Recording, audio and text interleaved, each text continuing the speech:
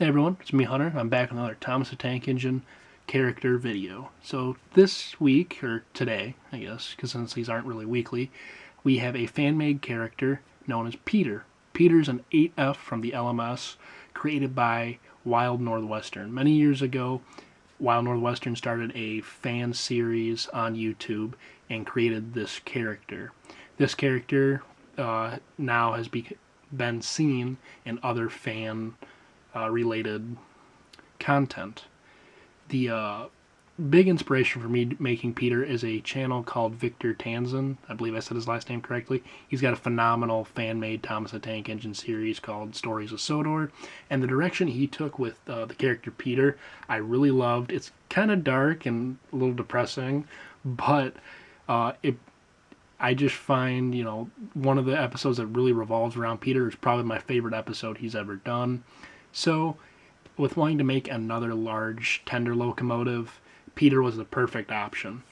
So, initially I had this video recorded about a week and a half ago. If you follow me on Instagram, you know it's about when I shared the initial photos of him.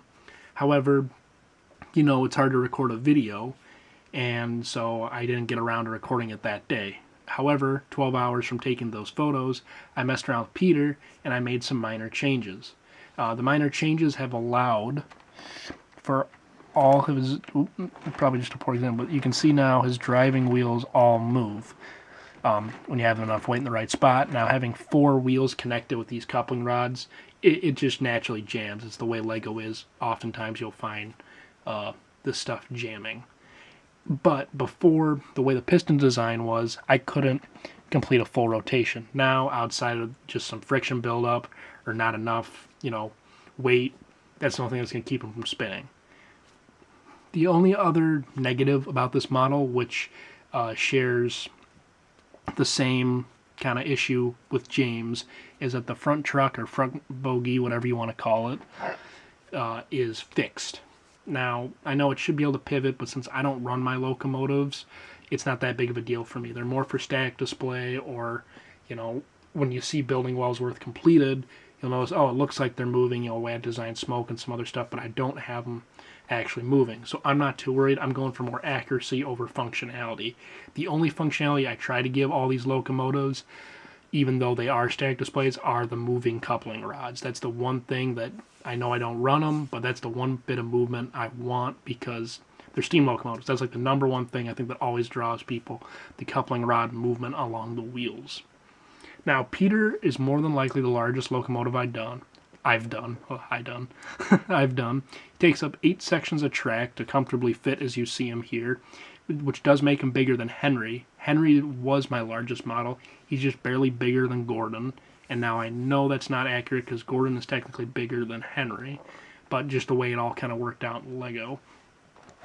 So as you can kind of see here, large locomotive, looks fantastic, looks great. The black came out really nice. I'm always hesitant in building in black, though Donald and Douglas are black and they look fantastic, and as you can see Peter does, the buildup of dust is a lot more noticeable.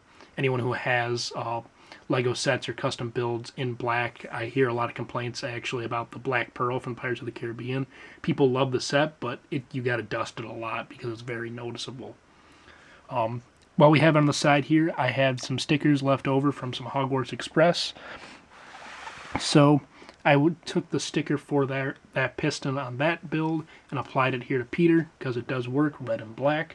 Looks great. Something else I decided to try and do a little different. Now, obviously, being a fan-made character, there's always slight differences, such as kind of basic whistle look or this or that, and even it's just the render they use. Do they use the old model? Do they use the new updated model? Anyways, I kind of went ahead and I decided I'm using 2 lamps.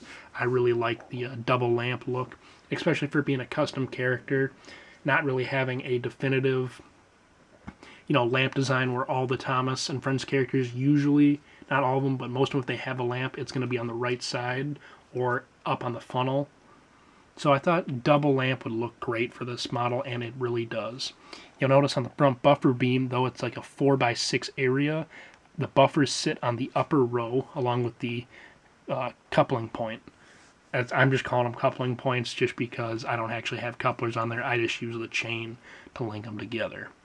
he has a short funnel, like all my large tender engines. Bringing the model closer, I got this detailing here, which I don't actually know what that is. This is going to be the first video, Thomas Tank Engine video, I try not putting as for kids, since it is those of you who do like Lego trains, you know, it does, or Lego steam locomotives, it does draw you in, I believe. So I'd love to have the ability to comment, but just the way I title the video, it might not be possible. So I'm going to go ahead and risk it with this build and see what happens. So if you do know, comment that down below. Then we have the dome, and last we have the safety valves and whistle in the back. Like Henry and Gordon, the back is not, or the kind of cab, when you look at it from the front, is not accurate. I've become okay with it just as I build these models, knowing that in advance. Now, if I ever choose to go 8 wide, that is like the number one thing I'm going to do. All my tender engines are going to be the first to be revamped. And really all I got to do is just take the boiler, take it off this current frame, and then move it onto an 8 wide frame, and it's done. Because I'm not adjusting anything, at least not until I get to the cab. Gordon, it might be some other stuff.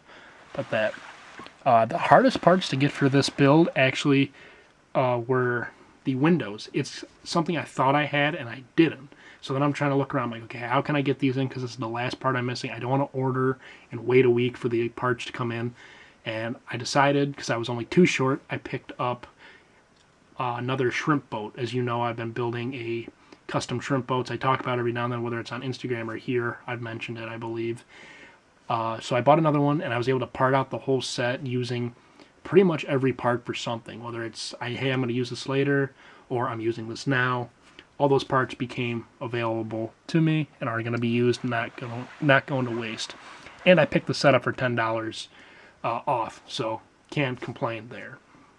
Now the tender is, I think, the biggest catch. You know, when you're looking at this model, something that stands out, I think, is this tender. When Wild Northwestern designed this character, though a lot of the Thomas tender engines, at least the original characters, had a fictional kind of designed tender or a different tender from the real-life counterpart, Peter, in the fan-made series, all of them I've seen, sport the realistic tender, and I wanted to capture that. That was a big thing going in, knowing that I make some sacrifices on the locomotive. Because it's 6 wide, I always want to make sure my tender is 100% accurate, making it the best I can, and this is what I've come up with. It looks fantastic. Got the water cap here, coal bed up here. See if you can bring it in. There you can see a little bit of it. Got just some detailing here, some separation, as you can see. And lastly, the number. The number came out a lot better than what I thought. This is the first time I've tried something new.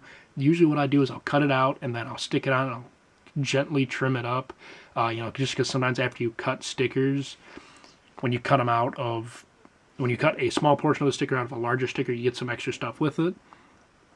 So I actually went ahead and I used black acrylic paint. I know, touch and go, but since I'm already using stickers that aren't Lego, I thought it'd be okay, and it makes a world of difference. You can't even notice from this distance, and it's not until you get really closer, like right now at this distance, if you were in real life, you'd be able to kind of pick up on it. But even if I didn't tell you, you probably wouldn't notice it right away. Last angle we want to look at, of course, is the back. Nothing crazy. I didn't add a lamp like most characters. I do not add the lamp just because it's just not a part I have enough of, and I always want to make sure I have enough lamps to do the front of the locomotives. And there we are. That is Peter the 8F.